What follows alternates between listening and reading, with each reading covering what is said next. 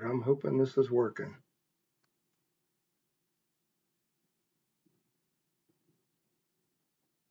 I think it is. Hopefully it is. Hey everyone, my name is George Lutz. I'm the founder of Honor and Remember. And, I just thought I would do something crazy. I've been on this 20-year journey. I'll talk a little bit about it, over the course of our time. But hey, I wanted to just give an opportunity to sit down and just share my thoughts, share this journey with you. I put it together in a book. It took me 20 years of this journey to write a book, and so finally I did. I put it together, and I want to go through it. Um, I have a chance to speak at different places across the country. I've had interviews with different podcasters, and usually get 10 or 15 minutes, not a lot of time to really chat about what's on your heart and what's going on, and the depth of all of what this is to me. But I figured if I had an opportunity to just share, openly, maybe take some questions, I don't know. So really don't know what I'm doing. I'm not a professional. I just know that my heart is on a journey that is unlike anything that anyone has ever been on before. And, I've shared it with so many over the years, individually, in groups. And anyway, I wanted to bring it to you starting today, February 1st, 250th anniversary of our country. It's a very important year. And, for me,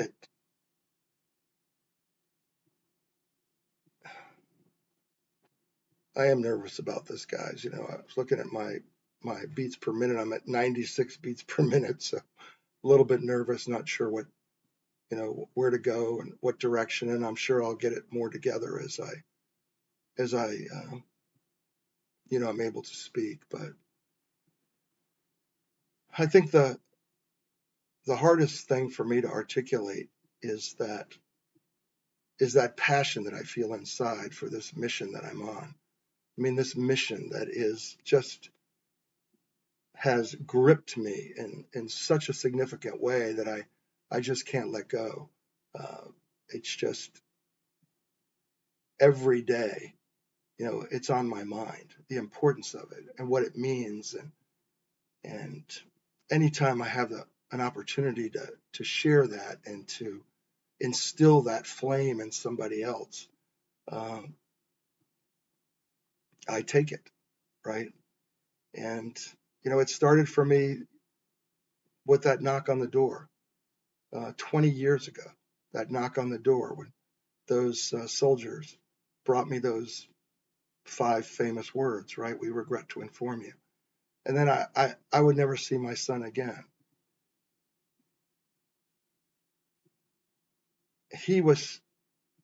Tony meant so much to me. I mean, all of my 5 children. Um, which one would you choose to lose if you had to make that decision? None of them. But Tony was so important as an individual. He was his own man. He had his own family. He made his own way. And the idea of him never walking through that door again is beyond devastating. And I had to wrestle a lot with that in the grieving process. I had to wrestle with the idea that I would never see him again. I would never hear his voice. I would have to rely on my own memory or recordings that I could find around the house, something that would remind me of him and help me not to forget those memories. It's not any different with any family that it's out there, but I can only share my journey. I can only tell you my perspective. And I wrestled with God a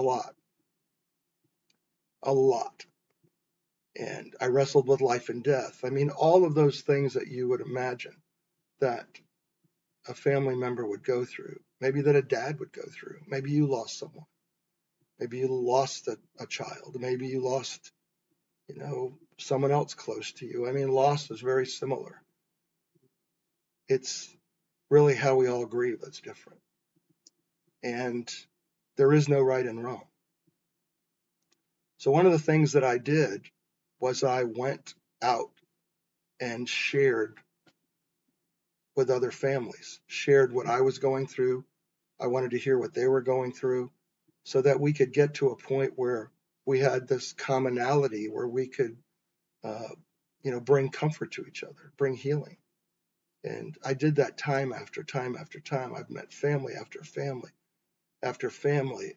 I've probably met over 5,000 families from every generation, from every casualty circumstance. So many stories. And so as I was going through this myself, I was in this fog for like 2 years. I mean, my brain was just, I just couldn't get clarity at all. I wasn't sure what I was going to do, honestly. And as I talked to families and as I heard stories and as we cried, I realized that the one thing that families want more than anything is that their loved one not be forgotten. I mean, my son could have stayed home. When I say stayed home, he could have stayed in the United States. He could have raised the family he already had. He could have gotten a career or continued his career. He already had one. And yet he decided to serve his country. After 9/11, he was so touched by what happened. He decided he was going to serve his country. And that's what he did. And I'll read some of that as I go through the book. But families out there, the one thing they want is their loved one back. But the one thing they need is to know that their loved one is not forgotten. And so there are a lot of families out there doing a lot of things to keep the memories of their loved ones alive. They're naming post offices and roads and bridges and anything that they can do to make sure that that name, right? They know the name, but that name is out there in the public so that the public realizes and recognizes and appreciates that sacrifice. I mean, that's the only legacy there is, right? But not every family can do it. Not every family has the passion to do it. Not every family has the energy to do it. Not everybody has the means to do it. So they do nothing. And they hope that maybe somehow just by divine design that it comes about, right? That remembrance comes about. But again, just talking from my perspective, is that as I spoke to those families and I saw those cries and I witnessed the attempts to keep those memories alive, I just felt like I had to do something. I needed to do something to jump in and try to help in some way. And, I believe, I'm a spiritual man. I believe in divine inspiration. I've told people I'm an introvert. I'm a super introvert. You have no idea. I told you my beats per minute were already up near 100. Just sitting here is very difficult for me because I don't want to be doing it. But I felt like God said to me, if there is going to be a gift and you think it's important, then you have to do it. And it was a scary moment. It was like, well, I do think it's important, but I don't know how to do anything. I don't have any skills or talents. I used to throw up after speech class. There's no way that I could be in the front of anything and make it successful. And then God said to me, if you step out, if you take that chance, then I will walk with you every step of the way. And I think that's the only reason I can sit here now, today, almost 20 years later. When I say almost, it's because this gift of remembrance came to me 2 years after Tony was killed. 2 years I suffered, not knowing what to do, where my life should go, what direction should I take. But I will tell you that, and I wish this for all of you, that if you can find your purpose in life, if you can find the reason why you're on this earth, then it'll never be work. It will always be something that you get up every day and hope and pray will go forward without negativity, without roadblocks, without challenges, which I thought, yeah, sure, this is going to be easy. And so, what was that gift going to be? I knew it had to be remembrance. After visiting many of the funerals of families in the area, I went to dozens of funerals, and seeing flag lines, veterans carrying flags, it just hit me one day, what we need is a flag. We need a flag for our fallen service members and their families, not just for our fallen, to remember them, of course, because they're gone. They're not here. We can say their names, but who we're saying their names for are their families, are their friends, right? And so the idea was to create a symbol, a national symbol of remembrance. The POW MIA flag became an inspiration to me. It was like, oh my gosh, we have our country's flag, our U.S. flag, which stands for our geography and our diversity and our unity and everything that we believe in. We had a flag that represented those that were captured or missing. It was important to be reminded, even though we don't have any more captured, that the missing still needed to be accounted for. We have branch of service flags, we have state flags, we have flags for everything. But the one flag that represented the lives given, that allows us to fly every other flag, had no standard. There was nothing in existence for that. And I thought, certainly, that's a no-brainer. Everybody in the world is going to want that. And hence the journey began. Because, yeah, it was a no-brainer to me. But it wasn't so much of a no-brainer to everyone else. And so the challenge began, right? You take an idea and you start planting seeds.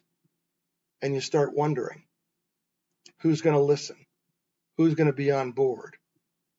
Who's going to really care?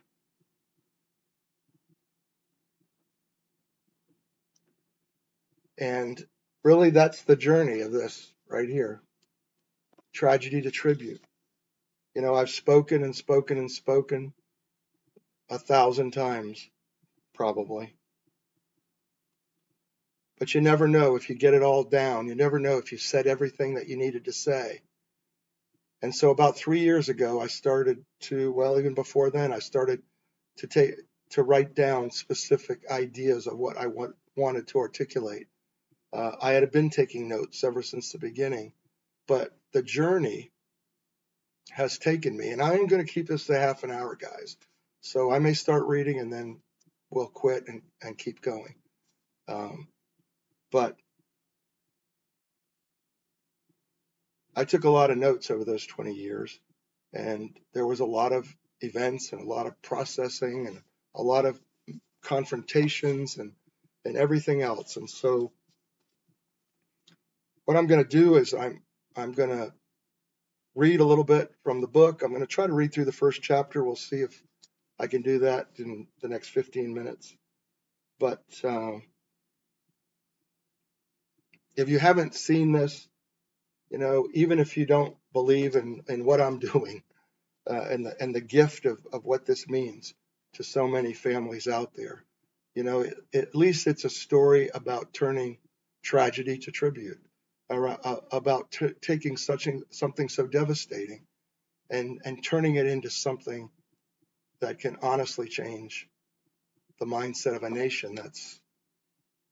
That's what my subtitle is, right? One father's grief fuels a passionate journey to change the mindset of a nation. And so the book is like any other book, right? I have a dedication to my wife and my mom. I have quotes in the book from Ronald Reagan, President John F. Kennedy, George Patton, Ernest Hemingway, and from the Bible.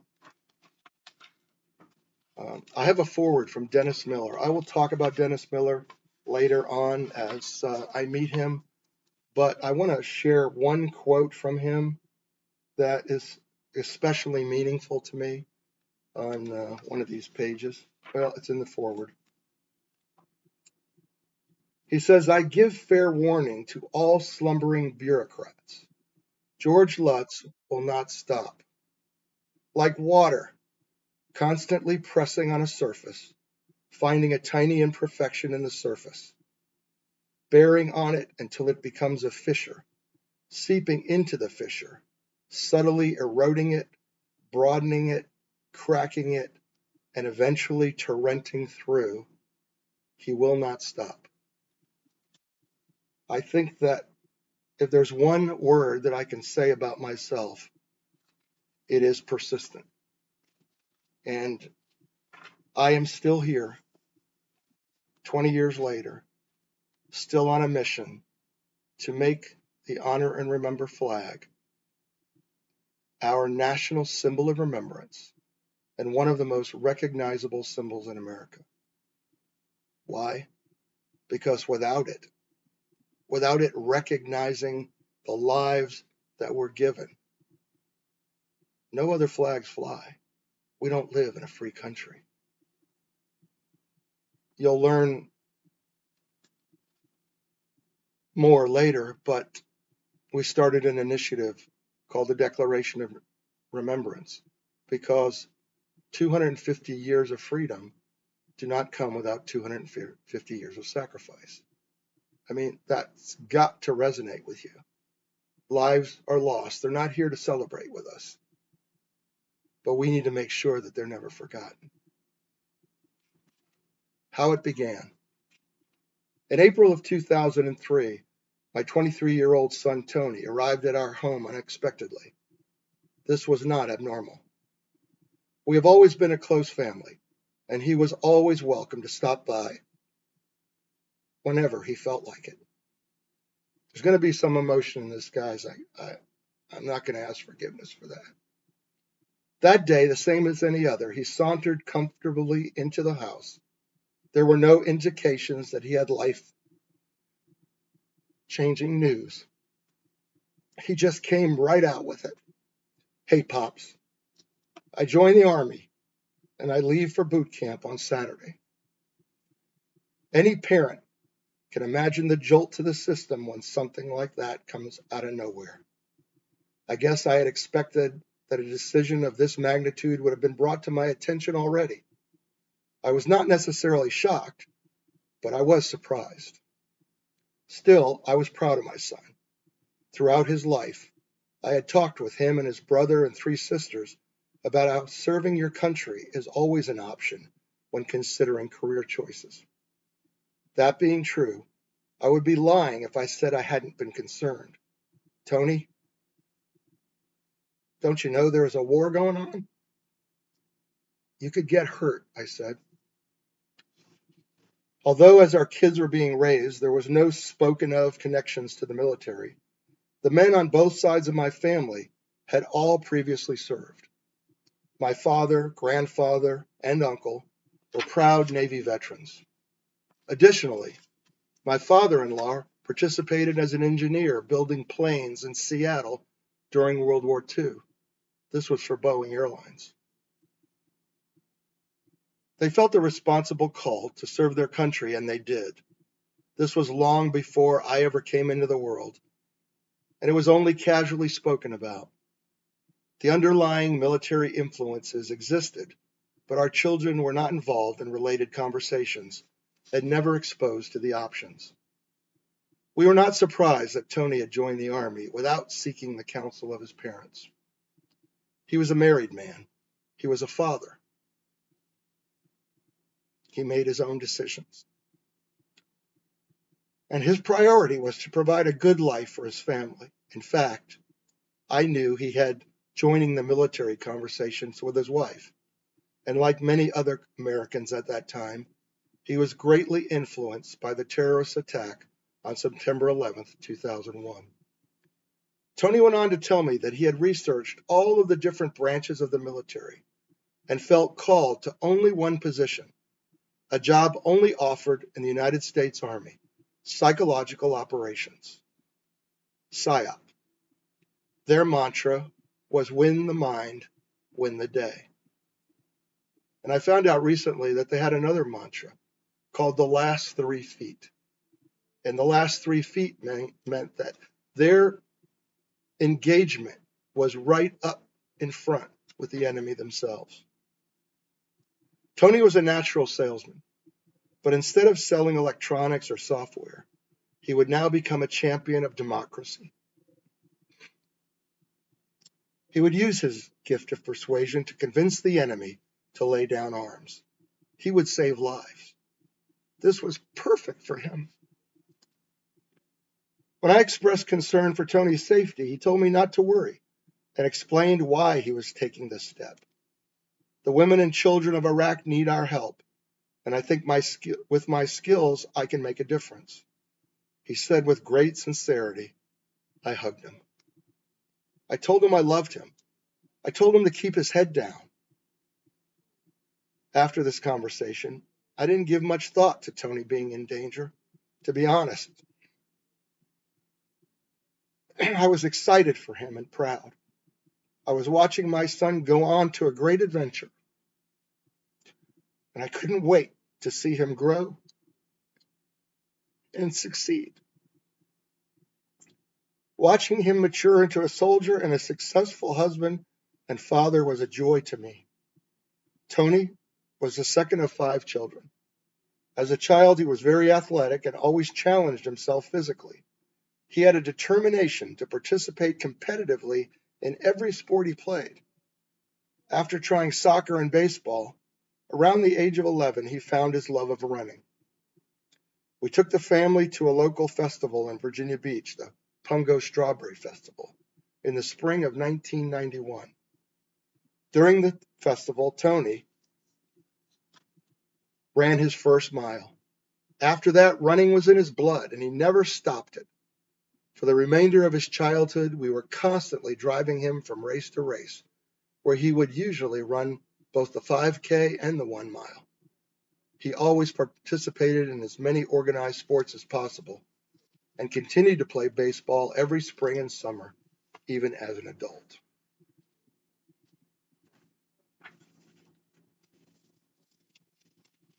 Guys, I'm going to have to stop there. I hate to, but I'm going to have to stop there. And that's only like 3 pages. So this may take a while. The book, I have read the entire book on audio. It is out there on Audible if you have any interest. But I'm going to stop reading there. It's kind of emotional for me. because I promised you guys 30 minutes. My mission is to make the Honor and Remember flag our national symbol of remembrance.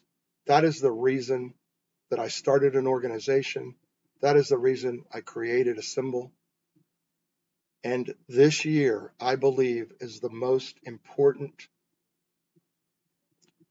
milestone in the history of this organization because it is our 250th anniversary. We have had 7 bills in Congress. 7 bills in Congress. None of them have even gotten a second look.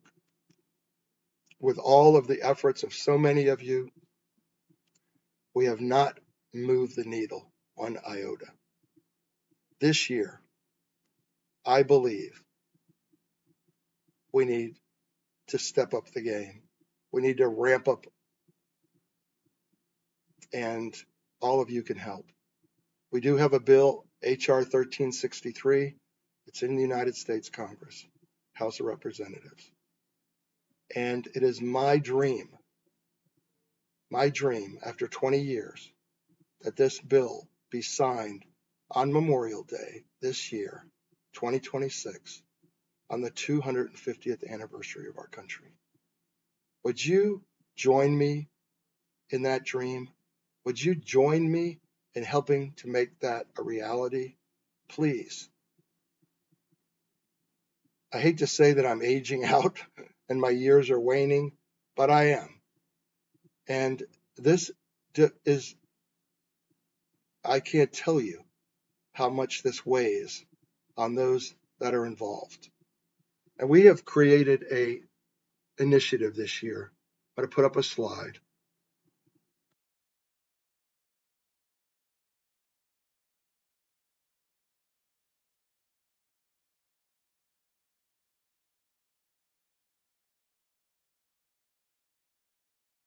Get 1.5 million signatures on this declaration, something that will be so impactful and show such a magnitude from the citizens out there, those who have suffered in losses and those who are just patriotic and believe that sacrifice should be remembered in a tangible and magnanimous way. One of the commitments that I have made is to write to the president every single day. This is my letter for today.